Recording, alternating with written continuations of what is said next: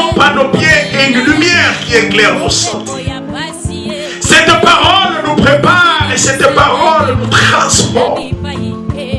Nous voulons être transformés, Jésus, par ta parole. Et aujourd'hui, ce matin, nous voulons parler d'un sujet que l'Éternel m'a inspiré pendant que nous étions en prière. Il me dit, dis à mes enfants de jouir de l'influence du nom de leur Père. Alléluia. Que les enfants de Dieu jouissent de l'influence du nom de leur Père. 1 Samuel chapitre 17, verset 58.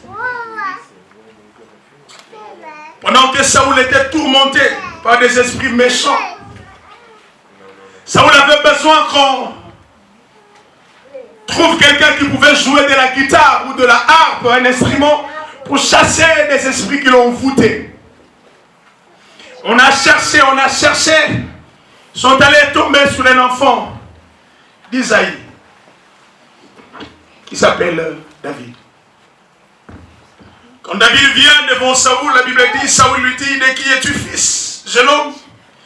Et David répondit, je suis le fils de ton serviteur Isaïe de Bethléem. Je peux aussi nous poser ou vous poser cette question, de qui es-tu père? De qui es-tu fils? Osamwa nani? Je ne sais pas qu'est-ce qui a poussé Saoul à chercher à savoir de qui David était fils. Il y a des choses qui nous seront attribuées ou accordées seulement parce que nous sommes le fils de quelqu'un. Amen. Alléluia. Amen. J'aime bien ce verset là où l'apôtre Jean dit, ceux qui reçoivent la parole ne sont plus nés selon la chair. Ils sont nés selon l'esprit. Alléluia. Amen. Ils ne sont plus fils de leur père, mais sont devenus enfants de Dieu. Qui ne sont plus nés selon la chair, ni le sang, mais qui sont nés selon l'esprit. De qui êtes-vous fils? De qui êtes-vous fille? Osamwa nanani? Je peux répondre, David a dit, je suis le fils d'Isaïe, mais je vais nous dire que nous sommes enfants de Dieu. Alléluia. Amen. Nous sommes enfants de Dieu. Alors nous devons jouir de l'influence qui accompagne le nom de notre Dieu. Mon peuple périt parce qu'il lui manque la connaissance. C'est peut-être une anecdote, mais avant de venir, j'ai vu la vidéo d'un enfant d'une autorité de mon pays hautement placée. Pendant qu'il est interdit à tout le monde, il y a couvre-feu à Kinshasa, mais lui, il s'est permis d'aller avec ses amis dans une boîte de nuit pendant le couvre-feu. Ça fait toller, non pas parce qu'on a trouvé des gens, mais parce qu'il est l'enfant de quelqu'un. Alléluia. Il y a des choses qui vous arrivent seulement parce que vous êtes enfant de Dieu. Alléluia. Le diable vous combat seulement parce que vous vous êtes alliés du côté de Dieu. Et les bénédictions aussi vous suivront parce que vous êtes du côté de Dieu. Alléluia. C'est à cause d'un nom, un nom seulement, que tu vas jouir de cette influence. Alléluia. Lisons un peu Galates chapitre 3 verset 26.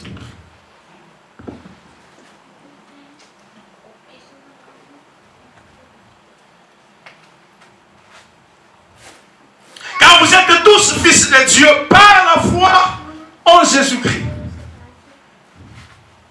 On a posé la question à David, de qui es-tu fils? Ici, Paul nous répond que nous sommes fils de Dieu par la foi. J'aime mon pays parce que ça nous inspire certains adages, comme on dit, moi dans mon conjacrote à Gabolo côté. Il jouit de l'influence du nom de son père. Un policier peut poser la question à son ami, il dit ah, il y a un côté à mais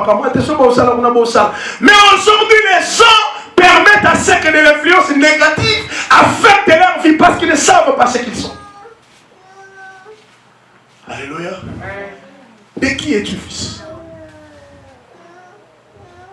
Il y a des privilèges, il y a des avantages qui accompagnent non pas seulement parce que vous êtes fils, mais parce que votre père est hautement placé. Alléluia. Romains chapitre 8. Verset 14 au verset 17.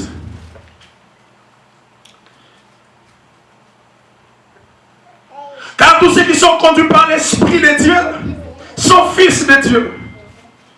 Et vous n'avez pas reçu un esprit de servitude pour être encore dans la crainte. Mais vous avez reçu un esprit d'adoption par lequel nous crions à ma Père.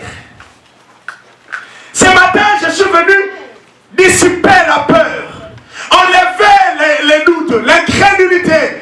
Connais ta position et connais ce que tu es. Vous êtes un enfant de Dieu. Dieu est votre Père. Le monde appartient à votre Père. Ça a suscité de la jalousie aux contemporains de Jésus. Car il disait qu'il est enfant de Dieu. C'était un sacrilège. Alléluia. Ce matin, j'aimerais que tu jouisses de l'influence du nom de ton Père. Amen. Il y a des moments quand j'ai prié fort, j'ai dit à Dieu, fais de sorte que même le monde des ténèbres ait peur de moi. Parce qu'ils ont eu peur de Jésus. Il ne leur a rien dit. Ils ont seulement vu leur poser la question, qu'y a-t-il entre toi et moi, fils du Dieu très haut? Pourquoi les problèmes ne peuvent pas avoir peur de nous? Pourquoi les sorciers ne peuvent pas avoir peur de nous? Parce que nous portons, la Bible dit, je porte la marque de Christ. De qui est qui fils? C'est qui ton père? Je connais un étudiant qui a étudié, il a fait ses études, mais il voulait chercher du travail. Mais pendant qu'ils étaient enfants, son père a élevé un enfant dans leur maison. Il l'a scolarisé, il a vraiment aidé. Quand leur père est mort, le jeune homme ne savait plus y aller. Il ne savait plus l'histoire de cette famille parce qu'il était déjà parti. Mais il avait retenu le nom. Un jour, il reçoit le dossier de travail d'un enfant, d'un garçon, d'un jeune homme qui venait de finir ses études.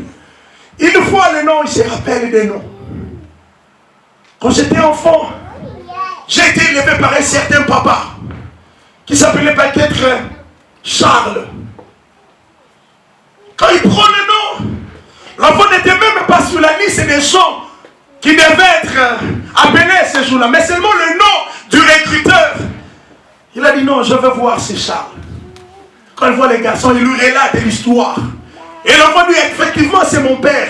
Il a dit j'ai cherché, ça fait des années, je voulais voir quelqu'un de cette famille parce que ce que je suis aujourd'hui, c'est votre père qui me l'a fait. Vous recevrez des choses seulement à cause de votre père. Il a dit j'ordonnerai à la bénédiction de vous suivre. Ça c'est Dieu qui dit à cause de son nom. Alléluia. C'est l'Esprit de Dieu en nous qui nous pousse à revendiquer nous sommes fils de Dieu.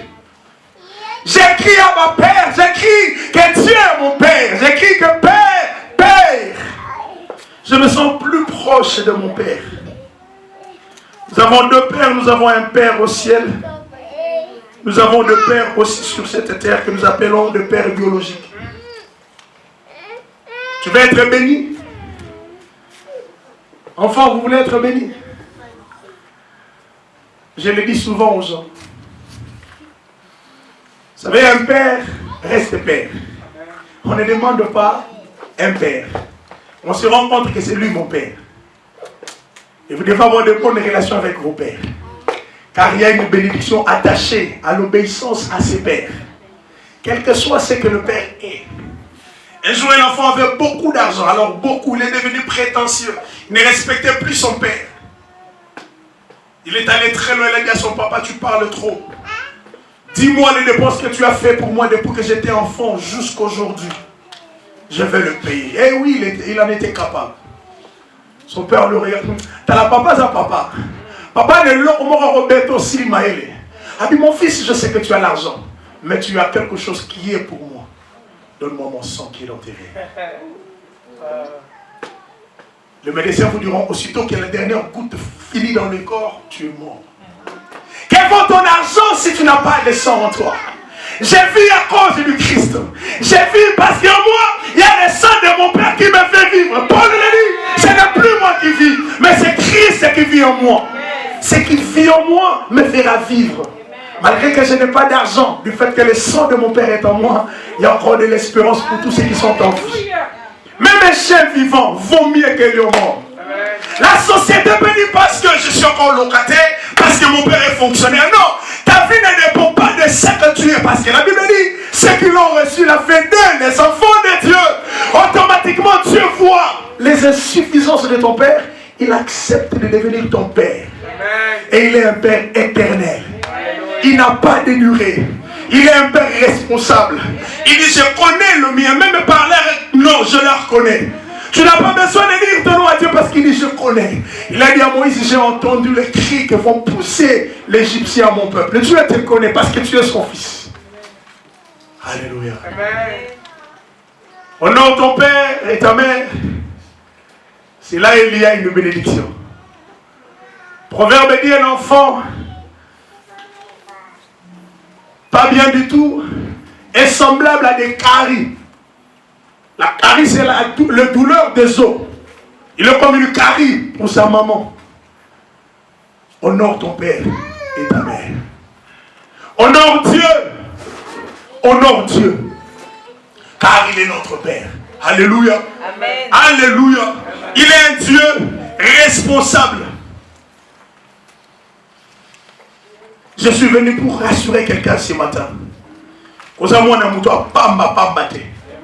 Et que nous possédons un pouvoir venant de Dieu. Et un Dieu puissant pour assujettir, dominer, exercer de l'autorité dans nos milieux, partout où nous sommes. Jouir de l'influence du nom de son Père. L'influence est une sorte de pouvoir, une autorité qu'on doit exercer sur une personne, un esprit ou dans un environnement pour tirer avantage de son côté, pour jouir et pour avoir la victoire. Aujourd'hui, je vois il y a des influenceurs. Ils influencent positivement notre vie ou négativement notre vie. Mais je connais quelqu'un, lui il a toujours influencé nos vies positivement. Il s'appelle Jésus. Alléluia. Et cette influence vient de Dieu, que nous avons reçu de Dieu. Christ nous l'a donné. Ton son bien monté. Alléluia. Actes chapitre 1 verset où il dit, vous recevrez une puissance. Dieu vous donnera de l'influence. Alléluia. Parce qu'à cette époque-là, les disciples avaient peur comme vous de la maladie. Je veux rassurer tout le monde. Respectons ce que nous a dit, mais le masque. Papa, j'ai dit aussi, il y a le masque donné à tous ceux qui manquent le masque, qui le mettent. Alléluia. N'ayez pas peur. Moi, j'aime le dire, comme David le dit dans Psaume 118. Il dit, je ne mourrai pas, je vivrai. Yes. Je le déclare parce que je sais que moi, j'ai un pouvoir capable d'influencer. Ça ne vient pas de mon père biologique, mais ça vient de mon père céleste. Amen. Vous recevrez une puissance, le Saint-Esprit survenant sur vous. Actes des Apôtres, chapitre 1, verset 8. Vous recevrez une puissance. Cela veut dire que vous recevrez un pouvoir pour influencer, pour enlever la peur, pour sortir. C'était comme un défi. Ils avaient peur, comme ils ont tué le maître, ils vont aussi nous tuer. Le Saint-Esprit survenant sur vous. Bien aimé, j'aimerais dire à quelqu'un, ce n'est pas pour te faire peur, mais c'est une réalité. Que nous sommes dans un monde hautement spirituel. Alors, hautement spirituel. Si vous n'êtes pas spirituel, vous n'allez pas tenir sur ce monde. Il y a des choses que tu fais, tu ne comprends pas dans ça, le monde. Ce n'est pas toi. Si tu n'as pas Dieu, il y a un autre esprit. Parce que nous sommes dans un monde de dualité. Vous êtes tirés de tous côtés. Tout le monde va avoir de l'avantage. La Bible dit, si tu n'es pas chaud ou froid, tu seras vomi. La nature a horreur du vide. Quand tu n'as pas l'esprit de Dieu, le diable te récupérera.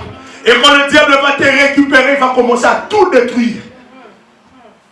Dieu savait dans quel monde il allait nous laisser. Il a dit, je ne vous laisserai pas seul. Je serai avec vous. Oh, ton père mourra. Mais ton Dieu, ton Père céleste, il ne mourra jamais.